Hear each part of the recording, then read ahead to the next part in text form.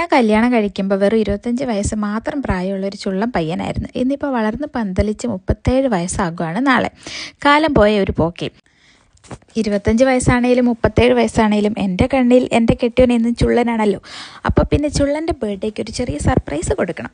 ഇന്ന് എനിക്ക് നൈറ്റ് ഡ്യൂട്ടിയാണ് കേട്ടോ. കൂടെ ഷിഫ്റ്റിന് റീനയുമുണ്ട്. ഇവിടെ അടുത്തൊരു ചേച്ചി നല്ല സൂപ്പർ കേക്ക് ഉണ്ടാക്കും കേട്ടോ. അതുകൊണ്ട് തന്നെ ചേച്ചീൻ്റെ അടുത്ത് കേക്ക് ഞാൻ നേരത്തെ ഓർഡർ ചെയ്തിരുന്നു.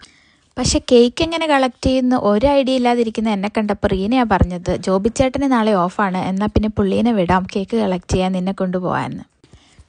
വീട്ടുകാരെയും കുടുംബക്കാരെയും ഒക്കെ വിട്ട് വേറൊരു രാജ്യത്ത് വന്ന് താമസിക്കുമ്പോൾ ഇതുപോലെയുള്ള സൗഹൃദങ്ങളിൽ നിന്നാണ് ഒരു ഫാമിലി തരുന്ന സപ്പോർട്ടും സെക്യൂരിറ്റി ഫീലിങ്ങും ഒക്കെ നമുക്ക് കിട്ടുന്നത്.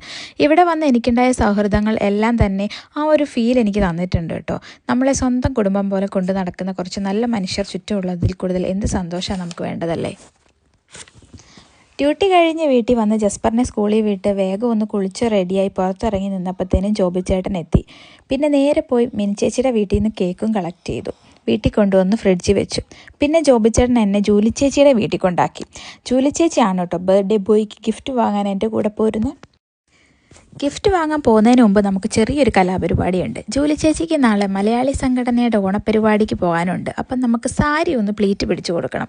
ഇങ്ങനത്തെ പരിപാടികളൊക്കെ എനിക്ക് ഭയങ്കര ഇഷ്ടമാണ് കേട്ടോ.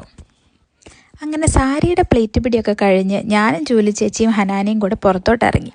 കോരിച്ചൊരിയുന്ന മഴയത്ത് ഇങ്ങനെ ടൗണിൽ കൂടെ നടക്കുമ്പോൾ എന്തോ നമ്മൾ ജൂൺ മാസത്തിൽ സ്കൂളിൽ പോകില്ലേ മഴയത്ത്, ആ ഒരു ഫീലായിരുന്നു കേട്ടോ. ഫസ്റ്റ് ഞങ്ങൾ പോയത് ഓസ്റ്റിനിലേക്കാണ്. അവിടെ ഞങ്ങളൊരു പെർഫ്യൂം നോക്കി വെച്ചു. ഇത്തവണത്തെ ബർത്ത്ഡേക്ക് എനിക്കൊരു ഗിഫ്റ്റ് ഹാമ്പർ പ്രിപ്പയർ ചെയ്യണമെന്നായിരുന്നു കേട്ടോ. കുറച്ച് അല്ലറ ചില്ലറ സാധനങ്ങളൊക്കെ വെച്ചിട്ട് കുറേ സാധനങ്ങളെല്ലാം കൂടെ കൂട്ടി വെച്ചിട്ടൊരു ഗിഫ്റ്റ് ഹാമ്പർ.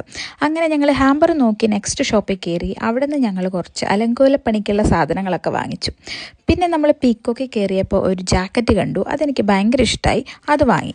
അതും നമ്മൾ എത്ര വാങ്ങിയാലും 2 ദിവസം കൊണ്ട് അപ്രത്യക്ഷമാവാൻ പ്രത്യേക കഴിവുള്ള ഒരു സാധനമാണ് കേട്ടോ സോക്സ്. അപ്പോൾ ഒരു പാക്കറ്റ് സോക്സും എടുത്തിട്ട് പിന്നെ സൂപ്പർ ഡ്രഗിൽ കയറി കുറച്ച് ബ്യൂട്ടീഷ്യൻ സാധനങ്ങൾ വാങ്ങി. സ്കിൻ കെയർ എന്ന് വെച്ച് കഴിഞ്ഞാൽ ടയർനെസ്സിന് ഒരു വീക്ക്നെസ്സാണ്. അങ്ങനെ എല്ലാ ഗിഫ്റ്റും വാങ്ങി ബസ് കയറി നേരെ വീട്ടിലോട്ട് വിട്ടു.